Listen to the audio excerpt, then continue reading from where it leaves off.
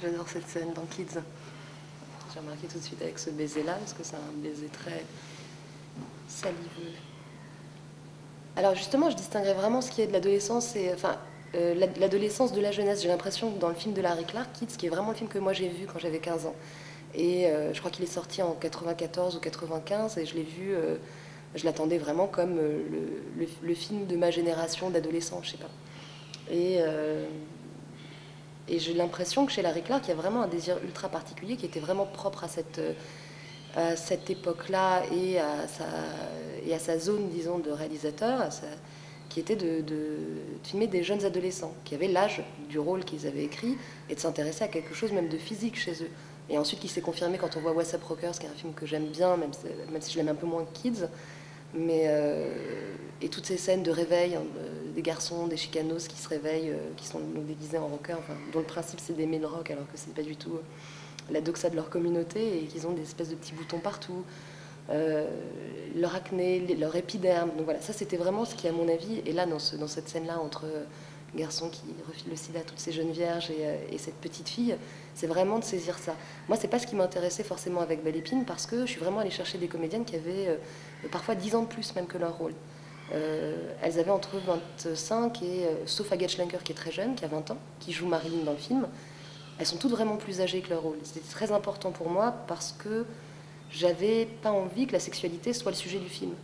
Leur sexualité n'était pas ni un mystère, ni un trésor, ni même une nouveauté. Je crois qu'aucune des actrices dans le film, enfin des personnages qu'elles interprètent, n'est vierge, sauf, mais de manière un peu surprenante, justement la fille la plus frondeuse, la plus délurée, dont on apprend dans le film qu'elle ne l'est pas.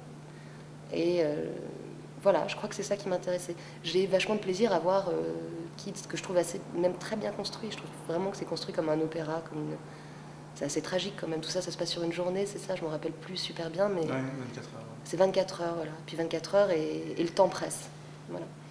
Et le temps presse pour eux aussi, pour ces acteurs-là, dont il saisit un truc qui reviendra plus jamais.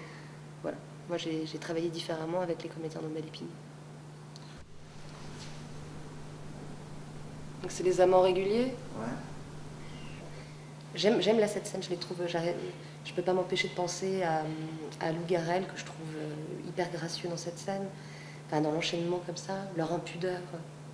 On les voit pas faire l'amour, il y a une ellipse immense sur leur scène d'amour physique, mais je trouve tout ce qu'ils se disent avant, même si c'est très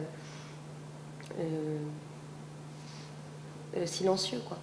Je trouve ça beaucoup plus scandaleux et obscène sans doute que le baiser de Larry Clark de la première scène. C'est très beau. Et Clotilde Dum et Lou Garrel, j'ai l'impression qu'ils documentent quelque chose de... Donc oui, bien sûr, ils le transposent parce qu'ils se vousoient.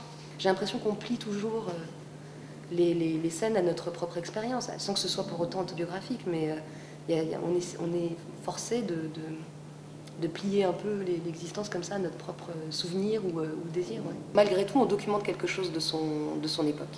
Et le cinéma ne peut pas échapper à ça. Et là, je pense que dans la génération d'acteurs qui est à l'œuvre dans le film, je dis à l'œuvre vraiment parce que j'ai l'impression que c'est leur manifestation, je sais pas, c'est leur...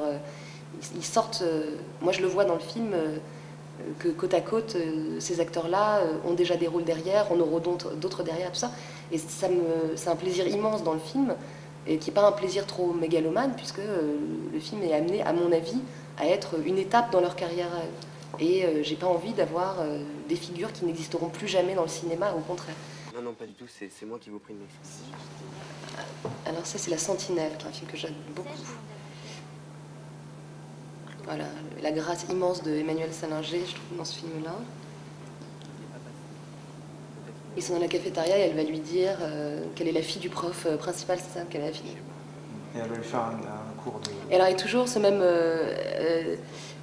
façon de se parler très empesée, un peu vouvoyante, voilà, entre eux. Et c'est peut-être pour ça que vous y pensez, parce que dans Belle Épine, j'aimais bien l'idée que les jeunes gens se parlent avec un peu de distance. Toujours ce truc un peu bordelais chez Desplechin où il montre où il a son petit pull sur les épaules. Ce sont des gens de bonne famille. Que j'aime bien justement dans ce montage, l'idée de ne pas revenir à la réaction d'Emmanuel Salinger. Donc elle lui dit Bah, je peux pas. Scène assez classique, j'en pense plein de choses. Hein. Mais cette façon en fait qu'ont les acteurs dans ce film-là de jamais être disponible, voilà. Ouais, je dis dans la fiction, hein, pas.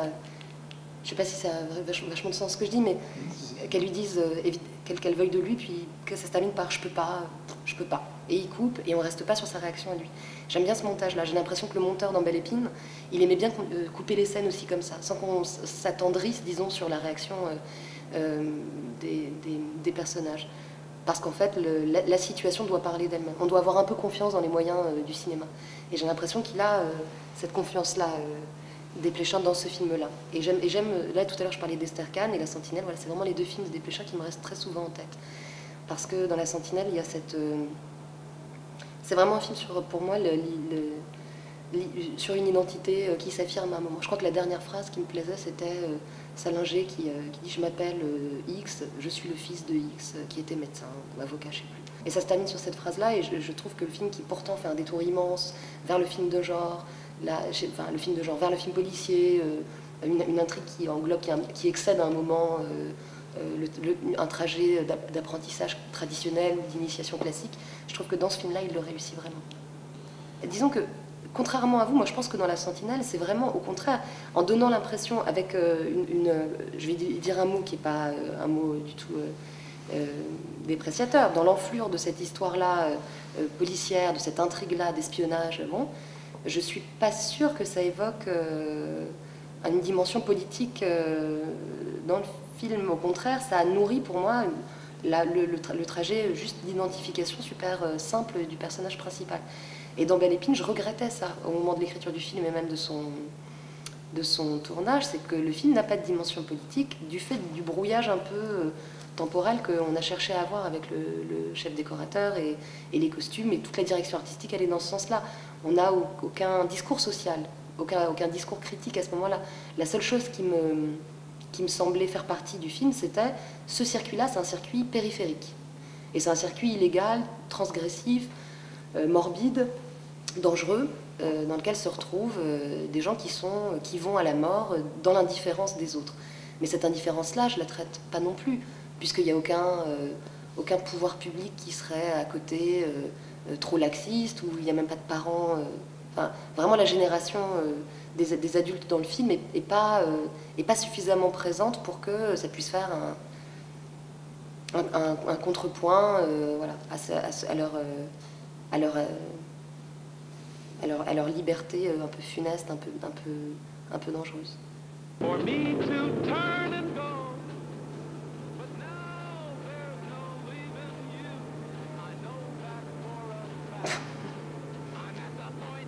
Donc ça commence comme le Continental Circus, mais c'est entrecoupé de scènes christiques. C'est quoi ce film? C'est Scorpio Rising de Kenneth Anger. D'accord. J'aime vachement. Tu connaissais ou pas? Je le connaissais, mais j'y ai pas repensé. Et c'est drôle, effectivement, je l'ai pas revu en préparant le film, par exemple. J'aime bien ça parce que, même si c'est très forcé et que c'est vraiment super daté dans une certaine époque de l'expérimental, avec des passages images d'Hitler, photographies d'Hitler. Voilà, donc le montage date beaucoup dans sa démarche comme ça expérimentale le film, mais j'aime bien l'idée d'associer la communauté des motards à une communauté, disons, de les sacraliser, voilà. Mais là, on est dans le fétiche pur. Je pense que chez Kenneth Anger, c'est vraiment une fétichisation, une érotisation sans doute, une sacralisation un peu approximative, un peu floue, voilà, de cette communauté-là. Et donc, je me reconnais là-dedans, parce que pour moi, la moto, c'était...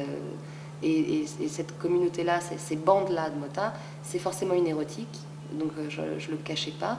Mais je pense que dans le film, c'est arrivé de manière beaucoup moins arbitraire, disons, beaucoup moins fétichiste. C'était le lien que pouvaient avoir les motards à la mort et à la disparition. Et j'avais l'impression qu'en installant le motif des motos, de la vitesse et du circuit de moto illégal, c'était une autre façon de parler de la disparition, mais avec vachement plus de spectacle que cette fille toute seule dans son appartement qui n'aurait pas tenu le film pour moi. Je crois qu'il y a aussi un certain moment de son existence où on a vraiment super envie de faire partie d'une bande, juste pour en être rejeté. On a besoin en tous les cas d'aller au contact du groupe, d'un groupe. Enfin, je sais pas pour vous, mais moi ça faisait vraiment partie de l'expérience, de l'épisode adolescent, de l'épisode, ou même de la construction de son identité, d'en passer par là. Et il me semblait que justement les motards avaient un peu moins de grégarité que ça. Je trouve que la moto, c'est une petite machine individuelle. Je sais pas, c'est comme quand on fumait des cigarettes. Quand j'étais très très jeune et que j'ai commencé à fumer des cigarettes, j'adorais l'idée que ce soit 20 petites doses individuelles. Et je voyais le paquet, je me disais, c'est génial, c'est vraiment 20 petites doses. Parce que je fumais des paquets de 20 cigarettes. Et chez les motards, je ressens ça. J'ai l'impression que chacun a sa propre petite machine de mort, un peu sexy, à disposition. Agathe Bonitzer, ça doit être la belle personne. Alors Grégoire, j'ai oublié son nom, le prince Ringuet. Alors j'avais rencontré Agathe Bonitzer pour le rôle d'une actrice là dans Belle Épine, et je la trouvais royale, quelque chose de royal, presque trop pour le film. Je trouve que c'est une actrice magnifique. Alors La Belle Personne, je l'ai vue au moment de sa sortie, et j'ai vu beaucoup aussi l'affiche. J'aimais bien l'affiche. J'aime bien les choix d'appartements et de cages d'escalier dans le film.